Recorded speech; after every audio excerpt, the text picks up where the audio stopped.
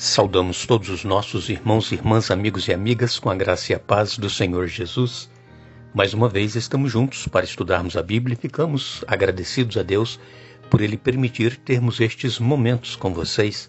Agradecemos a todos vocês que estudam conosco a Bíblia todos os dias pela manhã, vocês que são inscritos no canal Hora Tranquila, vocês que compartilham esses estudos.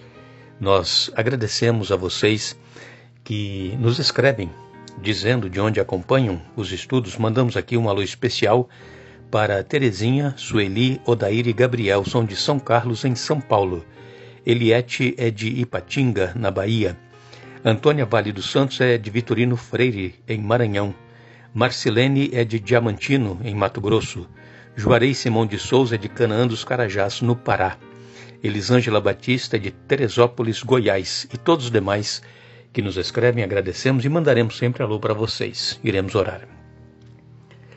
Nosso Deus e Pai, obrigado por este dia de vida, obrigado por estes momentos que temos para estudar a Tua Palavra, que o Teu Espírito Santo esteja presente com cada um de nós, onde quer que cada um esteja neste momento, ouvindo a Tua Palavra, que possamos ter a mente aberta para entendermos e colocarmos em prática em nossa vida os Teus ensinamentos. Abençoa todos aqueles que têm enfrentado suas lutas, seus problemas, têm nos pedido orações. Tu conheces, Pai, as lutas que cada um enfrenta. Dê vitórias, dê a certeza da Tua presença em suas vidas. São bênçãos que nós te pedimos e agradecemos em nome de Jesus. Amém. Nós vamos dar sequência ao estudo que estamos fazendo esta semana sobre o custo do descanso ou o preço do descanso. E queremos lembrar a você que sábado à tarde teremos o nosso videoaula do curso bíblico Conhecendo a Palavra de Deus. Não deixe de ver o vídeo cada semana, várias vezes, e os primeiros vídeos também você reveja para que você vá memorizando e aprendendo a conhecer os livros da Bíblia, onde eles estão, e a encontrar os versículos bíblicos quando são citados por pregadores. Este é o objetivo, além de nós conhecermos as verdades da Palavra de Deus e conhecer o Senhor Jesus, nosso Salvador. Nós vamos então aguardar vocês sábado à tarde no nosso 7º estudo, que estaremos postando neste sábado. Nós vamos então continuar falando um pouquinho aqui sobre a questão do pecado que Davi cometeu. Foram vários pecados, né? Um pecado foi puxando o outro, e Davi, ele reconheceu quando Natã disse para ele, o profeta Natã, que aquele homem que ele usou naquela ilustração, né, o homem rico que tinha muitas ovelhas e tomou uma ovelha que o pobre tinha, somente uma ovelha, e ofereceu para um visitante. Davi ficou furioso. Davi disse que esse homem teria que morrer e teria que pagar pela ovelha 4 vezes mais. E tudo isso aconteceu na vida de Davi. Só que Davi não morreu porque Deus o perdoou. Natã disse: olha, rei, esse homem és tu. Você não vai morrer. Deus te perdoou. Agora, você vai sofrer as consequências. E muitas das vezes, nós continuamos escondendo algum erro, não confessando a Deus com medo das consequências, não é mesmo? Ficamos preocupados, e agora todo mundo vai saber. E foi exatamente o que aconteceu com o rei Davi. Se você ler o 2 Samuel, no capítulo 12, ali vai estar escrito tudo o que aconteceu com Davi. Como nós dissemos, né? O filho de Davi, ele estuprou a própria irmã. Depois, o seu irmão o matou. E, além disso, o filho que Batseba estava esperando de Davi, desse caso, desse pecado, desse adultério, ele morreu. E o próprio Absalão também, depois, perdeu a sua vida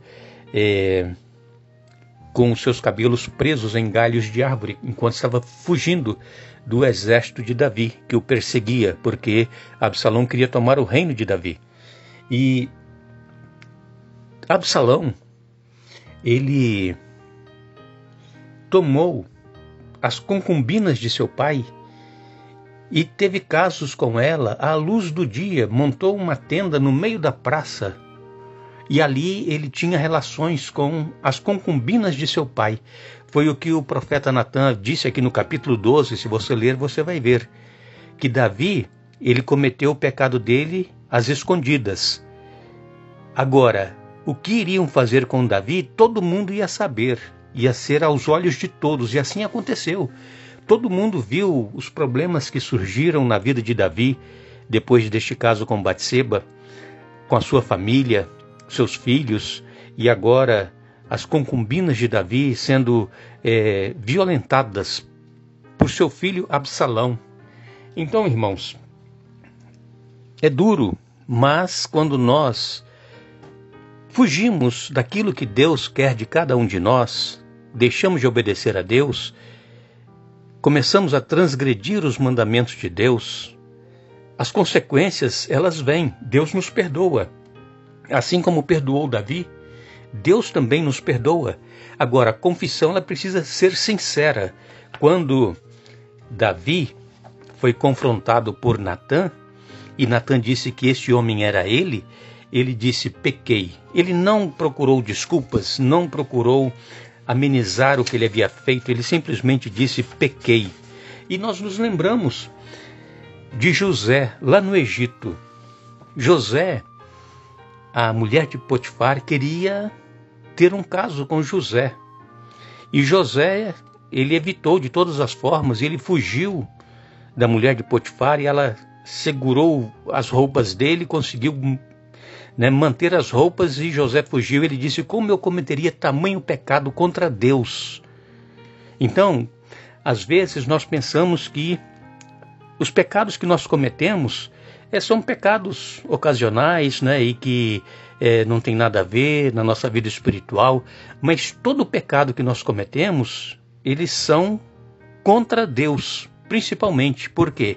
Porque nós conhecemos a Deus, conhecemos a sua vontade e nós transgredimos a vontade de Deus. Então, todo ato pecaminoso que nós cometemos é diretamente ofensivo a Deus. Aqui no Salmo 51, a partir do verso 13, olha o que Davi disse nessa sua oração. Verso 13. Então ensinarei teus caminhos aos rebeldes e eles voltarão a ti. No verso 12, ele diz, restaura em mim a alegria da tua salvação e torna-me disposto a te obedecer. Verso 13, então ensinarei teus caminhos aos rebeldes e eles voltarão a ti. Perdoa-me por ter derramado sangue, ó Deus de minha salvação. Então com alegria anunciarei tua justiça. Abre meus lábios, Senhor, para que minha boca te louve.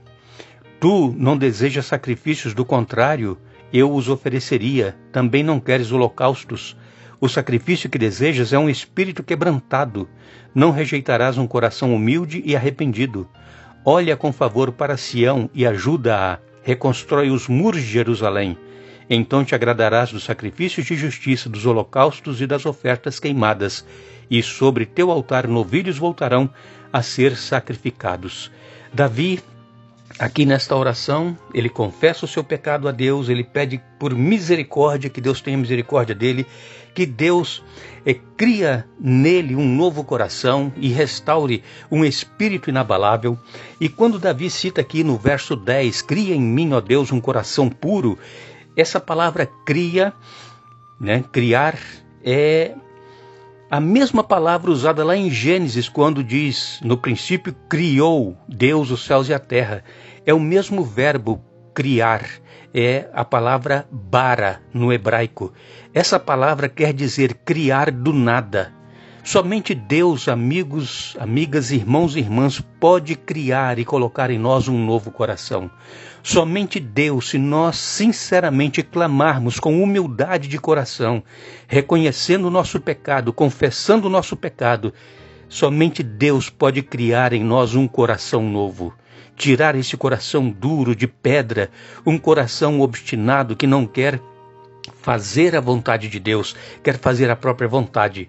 Mas então quando Davi, ele diz aqui no verso 12, restaura em mim a alegria da tua salvação e torna-me disposto a te obedecer, aí ele diz, então Ensinarei teus caminhos aos rebeldes e eles voltarão a ti.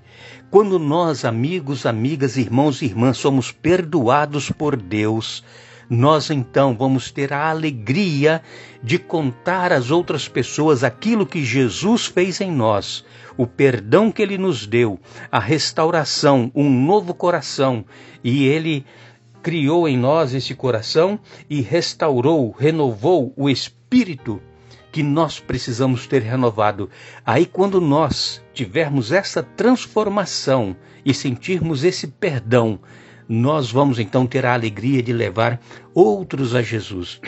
É isso que Deus quer de cada um de nós, que nós não fiquemos com aquilo que nós temos em nosso coração, que é a certeza do perdão dos nossos pecados, que nós não fiquemos somente para nós, caladinhos, sem que ninguém saiba. Não, nós precisamos falar para todos quanto amor Deus tem por cada ser humano e que nenhum pecado, se for confessado, deixará de ser perdoado. Qualquer pecado que nós cometermos, não importa a vida que nós tenhamos vivido, se nós humildemente, com sinceridade, formos a Deus e confessarmos a Ele os nossos pecados, Ele nos perdoa. É exatamente o que diz João, lá em 1 João capítulo 1, verso 9. Se confessarmos os nossos pecados, Ele é fiel e justo para nos perdoar os pecados. Se confessarmos. Agora, se nós apenas sentirmos remorsos, se nós não tivemos uma mudança de vida, se nós não estamos sentindo uma transformação em nosso interior, é porque ainda nós não confessamos a Deus o nosso pecado.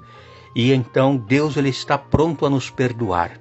Jesus ele veio para salvar os pecadores. Jesus ele veio para perdoar pecados. Jesus ele veio não para condenar, mas para salvar. Então que nós tenhamos a certeza de que se nós formos até o trono de graça através da oração, com um coração sincero, nós receberemos o perdão e então sentiremos a alegria de testemunhar, de falar aos outros sobre o grande amor perdoador que Deus tem para nos oferecer. Nós agradecemos a Deus por tão grande amor e espero que cada um que está estudando conosco cada dia pela manhã a palavra de Deus, se tiver algum pecado ainda não confessado, confesse a Jesus. Vá a Ele, Ele vai te perdoar. Não importa o pecado que você tenha cometido, seja sincero com Deus. Peça como Davi, leia o Salmo 51, faça esta oração com sinceridade e Deus vai restaurar a alegria da salvação em sua vida e Deus vai colocar em você um novo coração. Nós agradecemos a cada um de vocês por terem estado conosco hoje, mais uma vez estudando a Bíblia. Retornaremos amanhã, se Deus assim nos permitir, concluindo o estudo desta semana. Não nos esqueçamos, Jesus ele continua nos convidando. Vinde a mim, todos os que estáis cansados e sobrecarregados, e eu vos aliviarei. Aprendei de mim, que sou manso e humilde de coração, e achareis descanso para as vossas almas. Mateus capítulo 11, versos 28 a 30. Que Deus nos abençoe.